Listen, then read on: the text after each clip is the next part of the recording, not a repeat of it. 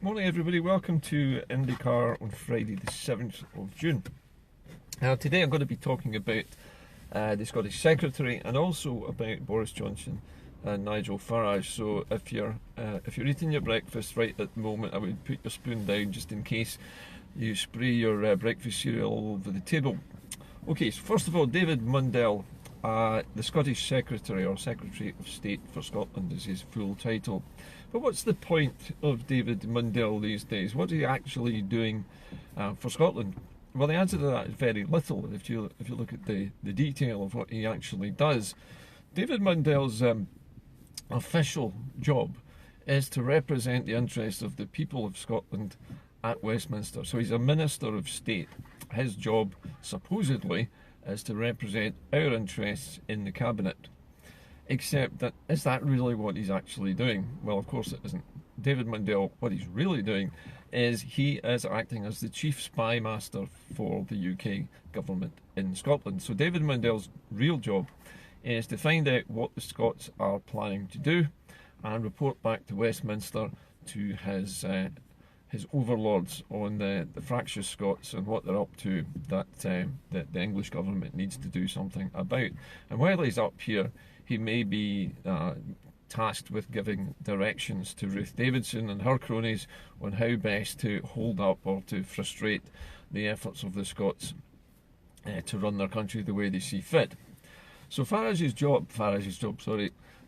job is officially really supposed to be to look after our interests, but really we all know that his job is actually to spy on us and to make sure that we do not get any kind of independence. The whole point of Farage, if I keep saying Farage when I mean Mundell, sorry, the whole point of Mundell's job is basically as a gatekeeper, another one of these UK gatekeepers, to try to prevent any attempt at independence or any support for the SNP gaining any traction. But is his job actually necessary? Because we've been told repeatedly in the press recently that the relationship between the Scottish government and the British government is at an all-time low. There's very little trust, if any, between the UK government and the Scottish government. And they do talk to one another, but it tends to not to be through David Mundell. He is not the conduit for civilised discussions between the two countries. The UK claims to be a country, but it's still, technically speaking, it's not a country at all. The UK is a union of two countries, and that actually has never really been legally challenged at the ICC, the International Court. And because it's not been challenged, the UK can't really assume that it is a country. It is in fact a union. It's like saying, the European Union is a country, but plainly isn't. It's a union of countries. The UK must be unique on the planet actually as being a union of simply two countries, a union of two crowns, and a union of two parliaments sitting together in one place. So it is actually two countries. And because of that, David Mundell's real job is as a kind of go-between. The trouble is he doesn't act as a go-between. He acts as the spy master. Not only is he acting as the spy master, but he's also acting as the adjutant general for a, shall we say, a takeover, a civic takeover of Scotland's civil service.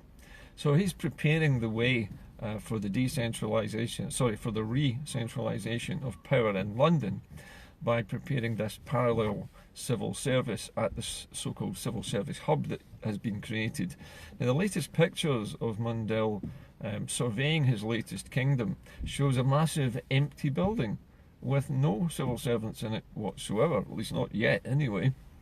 But supposedly 3,000 civil service posts will be moved into this new central hub at Waverley Station. Now, these are not the actions of a man who is there to look after Scotland's best interests. These are the actions of a man whose main reason for existing is to try to consolidate British power in Edinburgh. In other words, by building a little English kingdom, a little embassage in Edinburgh, which is his own fiefdom with its own civil servants, in an effort to try to I think, to face down the Scottish Government and the Scottish Parliament by poaching the civil servants from their employment at Holyrood and trying to attract them to this new parallel universe British kind of embassy with 3,000 people in it that he's planning for Edinburgh. Now, when I say an embassage or an embassy, really that's what the Scotland office is, or whatever they are now calling it, the office of the UK in Scotland, or the UK's power control room in Scotland, whatever they want to call it. It is basically an English embassy in Edinburgh. An English embassy with Mundell as the chief ambassador, or if you like, the viceroy of Scotland, if you want to call him that, because he's just waiting in the wings for Brexit to happen, so that the English government can then just completely nix the whole idea of devolution, which they never liked in the first place. Remember, the Tories clawed tooth and nail to prevent devolution from ever taking place. It was only the Labour Party, the Lib Dems themselves, who put this forward. Eventually the SNP got on board, but they were never that keen themselves, the SNP, on this halfway house of devolution, because it is, as we've discussed many times before on this show, a gilded cage. It's a cage to put Scotland's ambitions in. It's a way of giving the lowly Scots a tiny taste of freedom and a little tiny bit of power, so that they can pretend that they're running their own country. In reality, Mundell will be ruling it from his roost. But the question is Mundell's job actually even necessary anymore? Of course it isn't. In terms of diplomacy, the two governments can quite easily communicate with each other by phone, by email, by fax, on social media. I mean, you could pretty much do all your diplomacy between the Scottish government and the English government over the phone or on social media, just about, by messenger.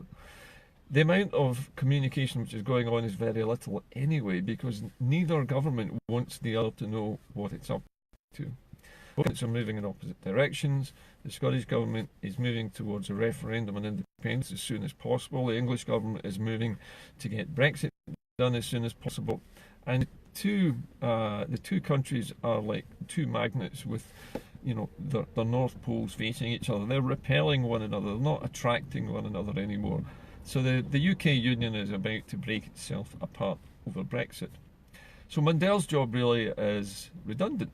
It's completely redundant. The only reason he still exists is so there's a Scot, apart from Gove, who really isn't a Scot, but a Scot who's sort of recognisably a Scot in the government, in the British cabinet.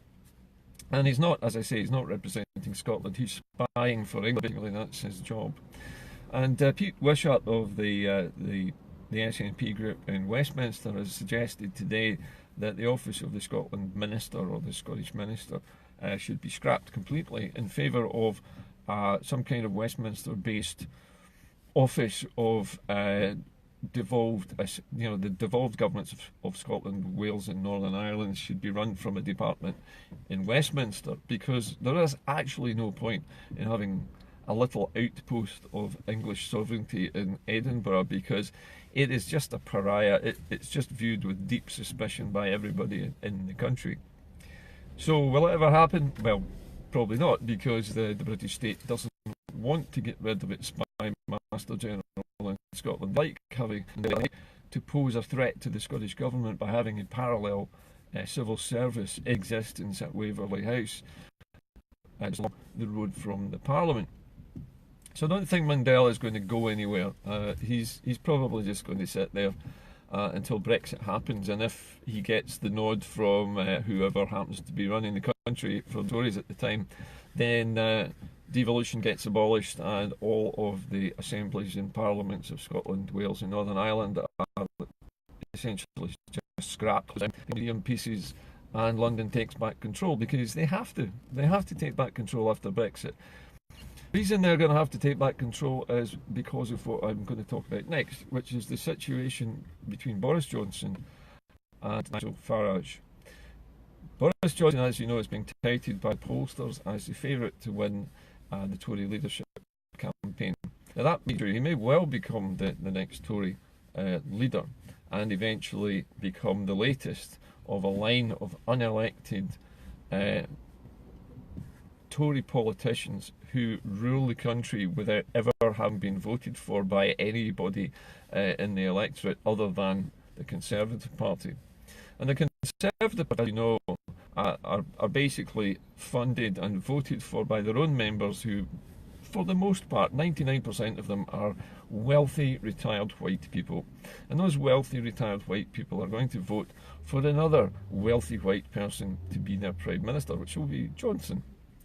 Nigel Farage is the kind of fly in the ointment at the moment. As everybody knows, he's the disruptor, the man who's created the so-called Brexit Party. The Brexit Party, which, when I was watching Farage being interviewed this morning, he was asked if the Brexit Party was going to develop a manifesto. And Nigel Farage laughed and said the manifesto is basically just a litany of lies, and he would never have such a thing. Now, if you think about that statement for a moment, that means that if Farage's party develops any kind of pledges post-Brexit, then he's basically saying they're all going to be lies, because any manifesto is a tissue of lies which nobody is going to follow through on. And if that's his excuse for not having a manifesto, it's pretty thin stuff, because the Scottish Government had a manifesto. It's fulfilling its pledges and it's fulfilling its mandate to the people who voted for it. The SNP's mandate 3 times now has been for an independence referendum, and they are laying the groundwork for that now. So what Farage says about manifestos not being true is itself not true. Farage can't have a manifesto because he is a one-issue party, Brexit. What will the Brexit Party do after Brexit? Is Farage's party going to just evaporate and blend back into the Tory party where it came from? Nobody knows. But the larger question is this: if Boris Johnson becomes the PM and he is still fighting for a no-deal Brexit, Dominic Raab has said that he would prorogue Parliament. In other words, he would shut down the Westminster Parliament so that he could basically force through a no-deal Brexit without parliamentary permission. But we've now heard John Bercow, the Speaker of the House of Commons, come forward and say he will never allow that to happen. So in other words, all of this so-called power that the English government is going to get back from Brussels is not going to end up just in the hands of somebody like Dominic Raab or Boris Johnson. It will have to be, it will have to go through Parliament for a vote. And we know what happened the last time they tried this. Nobody could agree on it. So the outcome is almost certainly going to be that Boris Johnson will probably become Prime Minister. They will argue about Brexit all the way up until October, at which point something has to happen.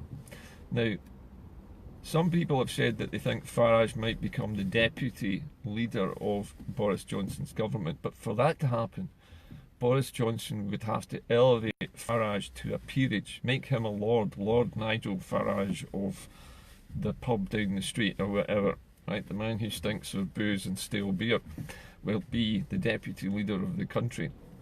So Farage needs to become Lord Farage before he can be inserted into a political position in a Boris Johnson administration. So that puts Farage in there with Johnson. But the problem is that the British Parliament is not going to agree to a no-deal Brexit. So what will either happen is there'll be a very late, probably a very late general election. If Boris Johnson does what I think he's going to do, he's going to bottle it at the last minute and call a general election when it is just too late for anything else to happen but a no-deal Brexit.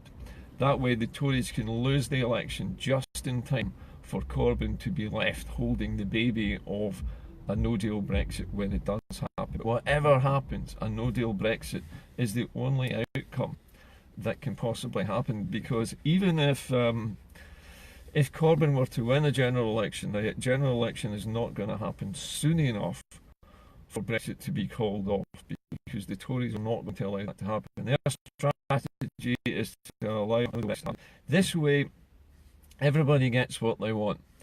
They get a no-deal Brexit that Boris and Farage want. They come out of it supposedly, in their terms at least, with some honour, because they've done what they said they would do. At the same time, if there's a general election, if Boris bottles it, as I've said, there's a general election and they lose and Corbyn wins, then Corbyn's left holding the baby when it's too late. Basically, a hard no-deal Brexit has happened. So Corbyn can then say, well, I was in favour of a second vote, but I couldn't do it because there wasn't enough time, blah, blah, blah, blah, blah. So Corbyn comes out of it with a little bit of honour as well, because he hasn't let his side down either. And at the end of the day, the whole of the British Isles has fallen out of the European Union because of a whole lot of promises and a whole lot of ideological crap that people have set in concrete before they began, including, incidentally, John Bercow, who is trying to stop Brexit in his own way. But the best he can hope to do is to slow it down. And eventually the whole thing will jam up and Brexit is going to happen anyway by default, because he won't be able to stop it. The upshot of all of this is always going to be the same. We always arrive at the same point, which is out of the EU without a deal. And that leaves us on the floor, ready to be picked over by the US corporations. Now that means all this stuff about how wonderful trade deal with the USA, how we're going to be selling lots of exports to the USA. We are, but the cost of that will be our NHS. The cost of that will be all our public services put out to tender, and companies moving in to take over the running of the services that we all take for granted. We will become the corporate 51st state of the United States of America, and there'll be nothing that we can do about it. We didn't vote for it, and the Scots here would be just dragged along.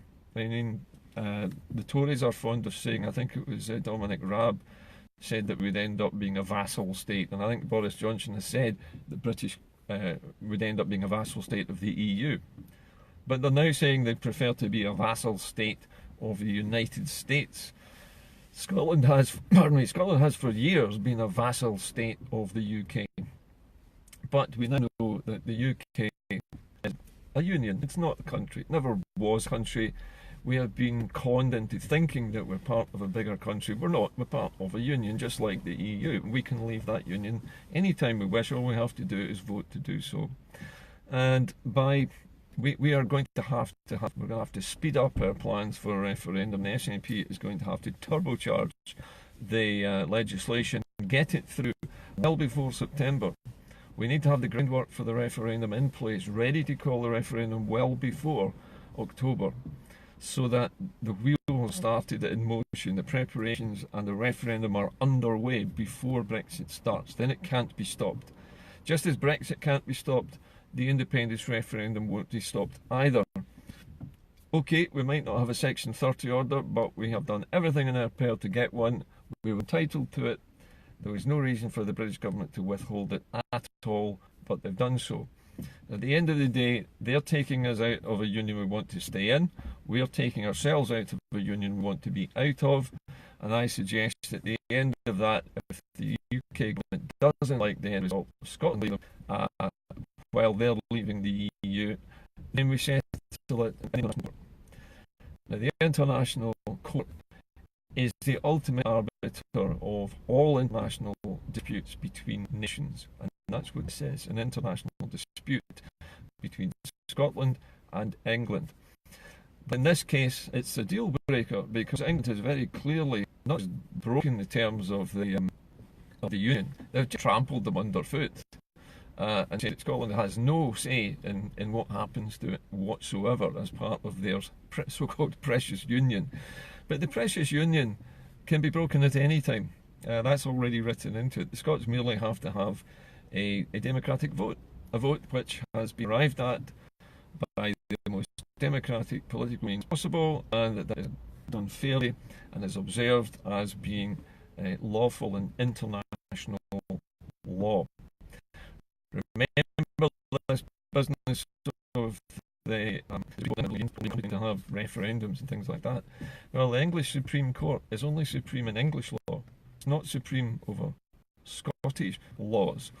If Scotland makes a law that says it can hold a referendum, it doesn't say a referendum on what, but if it makes a law that says it can hold a referendum, then the English court, the Supreme Court, has no power to say that that's illegal in any way. And if there was any disagreement over that, then the Scottish Government could take the English Government to court, to the International Court, where it would be arbitrated by, basically it's the United Nations who arbitrate these things. It's all the countries of the world who take part in that International Court at The Hague. And it would be decided then. But by then we'd be out of the European Union, and by then Scotland would have declared its independence and said, we'll see you in court. And I think that's the way all of this is going at the moment. No matter what we say or do now, we're on a course which we can't change. The Brexit Titanic is being steered by Brexiteers who both want Brexit to happen. The British Parliament cannot steer away from the iceberg because the Brexit Party on the right hand side are pulling the wheel one way and they're pulling the other. The ultimate end of this journey is hitting that iceberg, and it's inevitable because the British political system is totally deadlocked. It's moribund. It cannot change the outcome now. So we are going to leave the EU, and we have to now leave the UK. There's no question now in my mind. It must happen. And there's no way out of it because Scotland has proved in the last year its exports have shot up 16% in 1 year. I mean, that's an incredible amount of money and an incredible success story in terms of exporting. And that's before we've left the EU. The rest of the UK's exports aren't shooting up. They're going down. Its balance of payments is spiralling downwards. It's going into more and more debt. Scotland is seen by the rest of the world as a safe place to invest and a great place to do business. We are perfectly placed now to leave, and we need to do it, and we need to do it, I suggest, before September. I'll see you all tomorrow. Or rather I won't. This is Friday, isn't it? So I'll see you all on Sunday, I beg your pardon. See you all on Sunday.